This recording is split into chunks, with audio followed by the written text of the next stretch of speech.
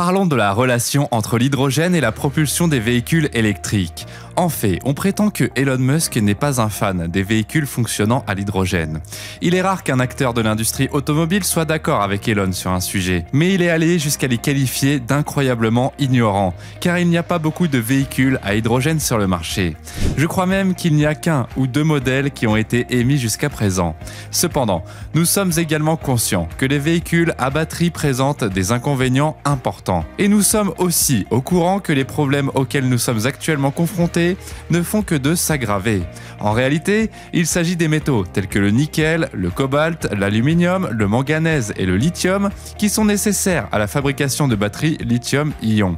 Ces matériaux ont toujours été chers et difficiles à obtenir, mais au cours des 6 derniers mois, le marché de ces matériaux est devenu totalement explosif, ce qui a donné une mauvaise image du marché des véhicules électriques. Nous avons discuté de la question pour savoir si cette transformation est réellement réalisable ou même durable. L'hydrogène est-il vraiment si superflu que certains le laissent croire? Après tout, c'est l'élément le plus répandu dans le cosmos que nous connaissons actuellement. Et si nous ne pouvions pas le faire fonctionner comme source de carburant, ce serait une grande insulte à notre univers. Mais si ce n'est pas le cas, quelle en est la raison exacte? Plus important encore, est-il possible de rendre l'hydrogène moins inutile qu'elle ne l'est à ce jour dans l'industrie automobile? À moins qu'il ne s'agisse vraiment d'une option futuriste, essayons d'en apprendre davantage dans cette vidéo. Mais avant de commencer, n'oubliez pas de vous abonner à la chaîne en activant toutes les notifications pour ne rien rater des dernières nouvelles de Tesla. C'est parti! Bon, nous savons tous que l'hydrogène est un combustible qui brûle facilement. Il suffit de voir ce qui est arrivé à l'ancien Hindenburg pour comprendre cela. Cependant, avec une voiture à hydrogène, il n'y a pas de combustion, du moins si elle fonctionne correctement. Lorsque le véhicule démarre, l'hydrogène est libéré dans une pile à combustible où l'énergie qu'il contient est transformée en électricité. En termes de conception et de fonctionnement, une pile à hydrogène est assez similaire à une batterie. Elle divise les électrons qui passent par un circuit conducteur entre les deux côtés en utilisant une cathode et une anode avec un séparateur d'électrolytes entre les deux.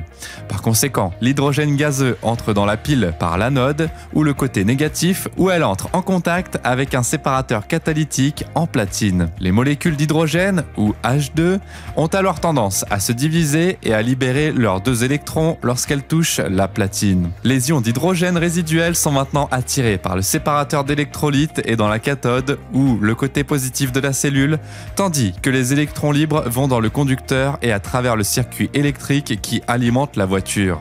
Notons d'ailleurs que le H2O ou l'eau est produit lorsque les électrons et les ions de l'hydrogène se recombinent avec les molécules d'oxygène. Revenons simplement à l'hydrogène, car il y a beaucoup de magie scientifique dans ce domaine. L'anode, ou le côté chargé négativement, est l'endroit où l'hydrogène entre dans la cellule. L'oxygène est introduit par la cathode de la cellule, ou le côté positif. L'hydrogène doit alors passer de l'anode à la cathode. Mais avant de pouvoir le faire, il doit réagir avec le platine pour se diviser en électrodes et en ions. Seul le circuit conducteur permet aux électrons de quitter l'anode, et c'est ce circuit qui génère l'électricité. Mais les ions doivent également quitter l'anode, ce qu'ils ne peuvent faire qu'en passant par le séparateur d'électrolytes. Et une fois que tous ont atteint la cathode, ils se combinent avec l'oxygène qui se trouve pour produire de l'eau, qui quitte ensuite la cellule comme un sous-produit inerte. Mais nous devons admettre que tout cela semble assez génial et prometteur. Mais alors, pourquoi Elon Musk s'entête-t-il à le considérer comme insensé? Nous devons vraiment prendre du recul et considérer la situation dans son ensemble afin de bien comprendre le processus. D'où vient réellement l'hydrogène qui alimente la pile à combustible? Retenons que l'hydrogène est l'élément le plus répandu dans l'univers. D'ailleurs, sur le tableau périodique, c'est le premier élément. C'est l'élément le plus léger du monde. L'hydrogène est une substance merveilleuse qui est présente partout. Mais la Terre ne possède pas d'hydrogène pur. En raison de leur caractère collant, les atomes d'hydrogène se retrouvent toujours attachés à d'autres éléments, comme l'oxygène. Nous devons donc séparer l'hydrogène d'un autre élément afin d'obtenir l'hydrogène pur, qui est nécessaire au fonctionnement d'une pile à combustible à base d'hydrogène. Et c'est là en fait que se trouve le principal problème. L'électrolyse, qui consiste essentiellement à utiliser l'électricité pour diviser l'eau en hydrogène et en oxygène, est l'une des façons de procéder pour les rassembler individuellement. Cela se fait à l'aide l'aide d'un dispositif appelé électrolyseur, qui fonctionne à peu près à l'inverse d'une pile à combustible. En outre, l'hydrogène peut être transformé en hydrogène vert, un carburant qui ne dégage aucune pollution. Si l'électrolyseur est alimenté par de l'électricité issue de sources renouvelables, comme l'énergie solaire ou éolienne. Néanmoins, l'extraction d'hydrogène pur à partir d'une source fossile comme le gaz naturel est la méthode alternative. Le réformage à la vapeur est le terme utilisé pour désigner cette méthode. Le catalyseur est utilisé pour décomposer le mélange en hydrogène et en monoxyde de carbone après l'avoir combiné avec de la vapeur et du méthane dans une atmosphère chauffée à haute pression. Le carbone est donc rejeté dans l'environnement, ce qui est nocif, tandis que l'hydrogène est conservé. Cette substance est connue sous le nom d'hydrogène gris. De plus, la fabrication de l'hydrogène vert coûte beaucoup plus cher que celle de l'hydrogène gris. Et donc, à votre avis, quel procédé la majorité des fabricants utilisent-ils pour créer de l'hydrogène? Oui, bien évidemment, ils utilisent la mauvaise méthode, qui est décevante, mais qui permet de fabriquer environ 95% de tout l'hydrogène gazeux. Quoi qu'il en soit, lorsque ce gaz est produit, il doit être comprimé, refroidi et transformé vers une station-service d'hydrogène. Toutes ces étapes nécessitent beaucoup d'énergie fossile. Ne vous inquiétez pas, je vais préciser dans un instant pourquoi les batteries sont mauvaises aussi. Nous nous concentrons simplement sur une tâche à la fois, sans rien négliger pour comprendre les deux parties. Allons donc droit au but et disons que l'efficacité est le principal problème d'un véhicule à hydrogène. L'énergie entre et sort du corps, mais quelle quantité d'énergie est perdue au cours de ce processus? La fabrication du gaz, son transport, son stockage et la transformation de l'hydrogène en énergie sont tous des procédés qui gaspillent de l'énergie. L'entrée d'énergie pour notre pile à hydrogène commence par la production du gaz et la sortie d'énergie est la capacité à faire tourner les roues du véhicule. La perte au milieu est souvent d'environ 62% ou plus. Dans la pire des situations, il peut y avoir une perte allant jusqu'à 78%. Ainsi, entre 38 et 22% du carburant d'un véhicule peut être converti en hydrogène. Et même si ce n'est pas l'idéal, cela reste supérieur à celui d'un moteur à combustion interne, dont le rendement n'est que de 13%. Toutefois, une voiture électrique à batterie, dont le rendement se situe entre 73 et 80%, surpasse ces deux carburants en termes d'efficacité. Et c'est pour cette raison que Elon Musk pense que les piles à hydrogène sont vraiment insensées. Après tout, Elon fait une fixation sur l'efficacité. Au fond, c'est la vision de tout ce que fait Tesla. Chaque action qu'il entreprend a pour but de stimuler la productivité et l'efficacité. Mais c'est peut-être aussi un coup de marketing d'être aussi cru quant à son utilisation. Car quoi de mieux qu'une voix controversée pour faire parler d'elle? C'est donc clair, les batteries sont une meilleure source d'énergie que l'hydrogène, qui est un carburant déraisonnable selon Elon Musk. Mais en fait, ce n'est pas si simple. En vérité, les deux parties ont une longue liste d'avantages et d'inconvénients. Nous savons maintenant que l'un des problèmes des batteries est qu'elles nécessitent beaucoup d'extraction et de traitement pour obtenir les matériaux dont elles ont besoin. Cela implique de créer d'énormes monticules de terre et de cracher une tonne de produits chimiques dangereux.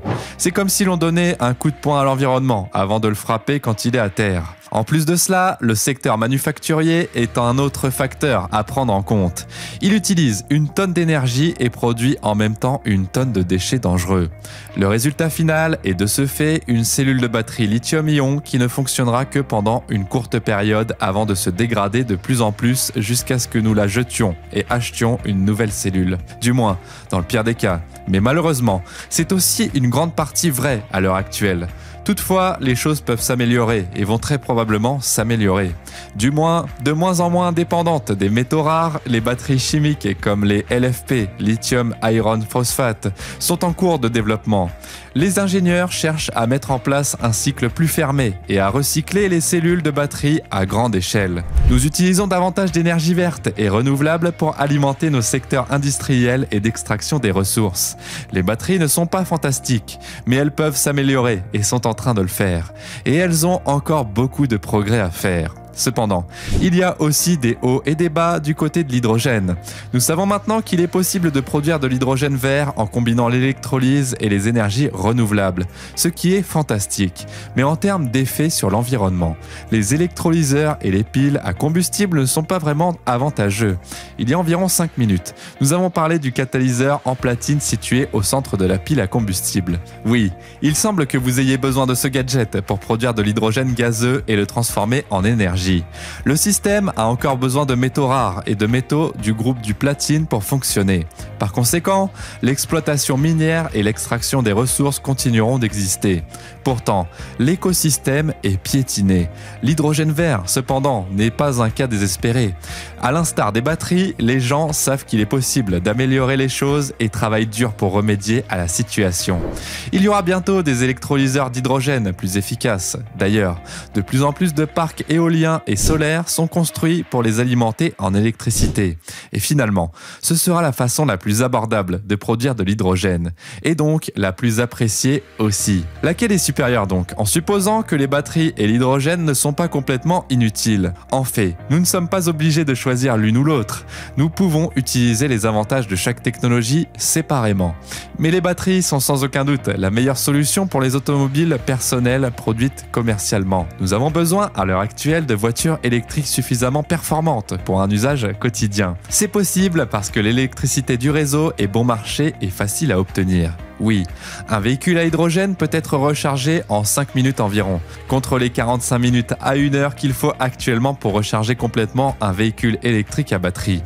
Mais il faut trouver un endroit pour faire le plein d'hydrogène, ce qui, selon l'endroit où l'on vit, peut être difficile, voire impossible, alors que l'électricité nous entoure physiquement à tout moment. Il est inutile de démolir des stations-service pour construire des stations à hydrogène ou de remplacer les camions-citernes à essence par des camions-citernes à hydrogène. Il suffit de brancher votre voiture sur le réseau que nous avons déjà. Vous pouvez conduire où vous voulez avec un peu de préparation et de persévérance. Cependant, comme les réservoirs d'hydrogène peuvent contenir plus d'énergie que les batteries et qu'ils peuvent être rapidement rechargés, ils sont idéaux pour les véhicules lourds et commerciaux. Les piles à hydrogène sont donc probablement la meilleure option pour les machines industrielles qui consomment beaucoup d'énergie. Cette solution a déjà été expérimentée avec certains chariots élévateurs à fourche et elle s'est avérée plutôt réussie. De ce fait, l'hydrogène est donc un autre bon choix pour les transports routiers sur de longues distances.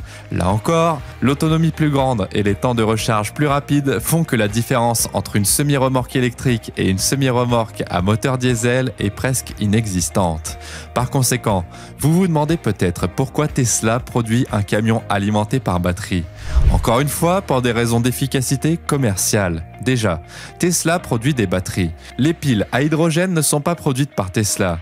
Tesla a déjà des superchargeurs électriques, mais ils n'ont pas d'infrastructure pour les ravitaillements en hydrogène. Lorsqu'elle dispose déjà d'un système qui fonctionne parfaitement, il ne serait pas logique que l'entreprise conçoit et adopte une toute nouvelle technologie.